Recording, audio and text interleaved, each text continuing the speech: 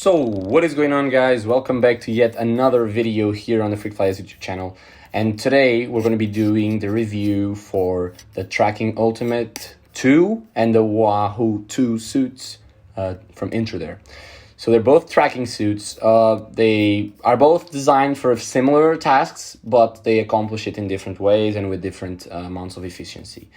So Intrudair sent me both of these suits as per my request, and they were kind enough to provide me my two-piece tracking suit. And they said, look, we're going to send you our one-piece recent modern suit, like the most modern we have, for you to try out and see if it fits you.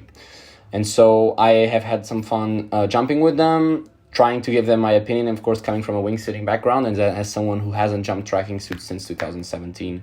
I had very limited experience with very old suits, and now these new and powerful suits are actually quite surprising to me. And so I want to give you my description. So I think we'll start with the Tracking Ultimate 2, since it's not out yet, so it's not released yet, but I'm sure they're just about to release them. They just need a few more pictures, and that's what I'm working on right now. This tracking suit is, I don't even want to begin to explain how much I like it. I've done a few solo jumps just giving it power to see just how it feels, how it flares, etc. And it is powerful, but it's just when you free fly this thing, oh my god, I love to free fly it so much. I'm going to get into how it free flies in a second, but I want to get into the features first. So it's, of course, a two-piece tracking suit, meaning it has all the benefits of a two-piece. You're gonna still like kind of fly it almost like you're flying your own body. It's not gonna add almost any complexity. It's still a complex suit to fly, don't get me wrong, since it is really powerful for what it is, but you know, it isn't as complicated to fly as a proper wingsuit or a one piece for that matter. It features windproof zippers. It features plenty of storage, so you'll have the storage that you need. And something I incredibly love is these 3D, three-dimensional intakes, and you have them on both sides. So you have them on front and back. Oh my god, especially the ones on the legs. Yes, it's going to inflate a little bit better when it's on belly, simply because it also has crotch intakes, whereas it doesn't have crotch intakes on the back, but it has these intakes that are designed to be very symmetrical, very close to each other, and I absolutely love them. The way the suit pressurizes is incredible. Even though it doesn't have tightening cuffs, which I did see in past suits, oh my god, it just gives it so much power, you have no idea. Even the top part as well, it also inflates quite well, and I love the way it inflates, especially, it's going to put you in a position where you're going to have a lot of pressurization and a lot of surface area in your legs. Makes you really be able to fly with a lot of good angle of attack and good power, which is something, again, that this suit does really, really well. Again, this guy has standard features, the hands lock on the sleeves and whatnot, and the zippers also on the legs make it so that you can be really fresh even when you have them on, although I would guess that when you put them on, the suit on, is just before you jump. Moving on to the Wahoo. The Wahoo is a much, much different suit. It's still a tracking suit, which means basically it lets you run, it lets you have free movement of your arms, but this is much more of trying to get the most out of a tracking suit. The Alpha A, I would believe it will give you more power, but this, for what it is, a one-piece tracking suit, it is also amazing. Note that this suit does not free fly, but this suit is not catered to those looking to free fly. This suit is catered to those looking to get the most out of their tracking suit before they move on to wingsuit, while they wait maybe for their 200th jump. They can do a progression from slick to tracking to one piece, and then to wingsuit, which wouldn't be a progression that's bad at all. It would be a nice progression. It features intakes both on the arms, on the torso, and between your legs, on the crotch.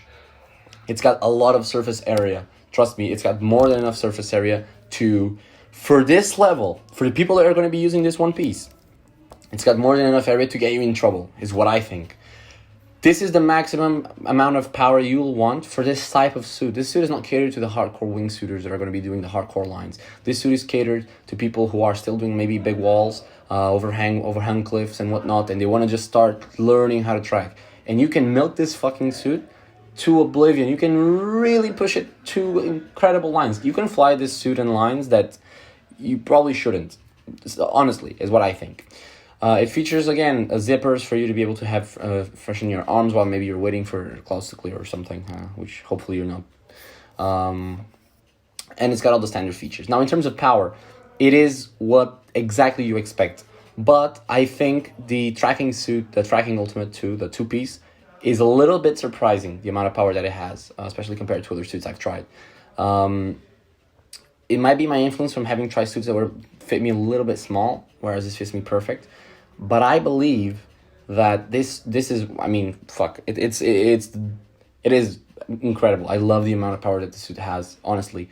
You can really dive it out, get a lot of speed, and you can almost, you can flutter it amazingly as well. You can fly it fast, and if you want to fly it slow and long, you can also fly it slow and long. And the tracking suit, the one piece, for what it is, my only complaint is that it doesn't free fly. Now, what would be the cost of adding free flight inlets? First of all, you're going to be, making the people that are going to be using this suit also know that they can free fly with it. And should they free fly with it? Probably not. This is probably not the suit catered to those looking to free fly their tracking suit. Whereas the beginner tracking suit, the two-piece, the people using it, they're not going to free fly it for sure. Like they're going to have maybe 20 base jumps or 30, 40 base jumps. I'm not going to free fly yet, at least. So it's good that they have the option, and you're not going to be bleeding any considerable air through the added intakes, especially with the locking mechanisms that they have. Whereas this suit, it's good that it doesn't have the inlets for what it is. Now, for me, wanting to jump it off a plane and have an incredible free fly jump with it, it was nice. But it could have been better for the sky. But you're not going to be jumping this suit in the sky, at least not what you're going to be buying it for. Hopefully you do a dozen, more than a dozen jumps with it off the plane.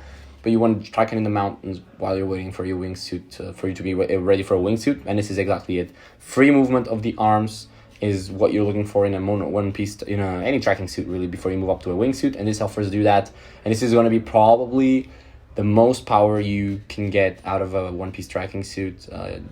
Again, you're not going to be improving in any of these suits in the future, the features and whatnot. They're pretty well figured out. You're just going to be able to add like 5% or 10% of performance at a time. And that's what's been happening recently. Like this tracking suit, it's nothing new in terms of what the concept of the suit itself is.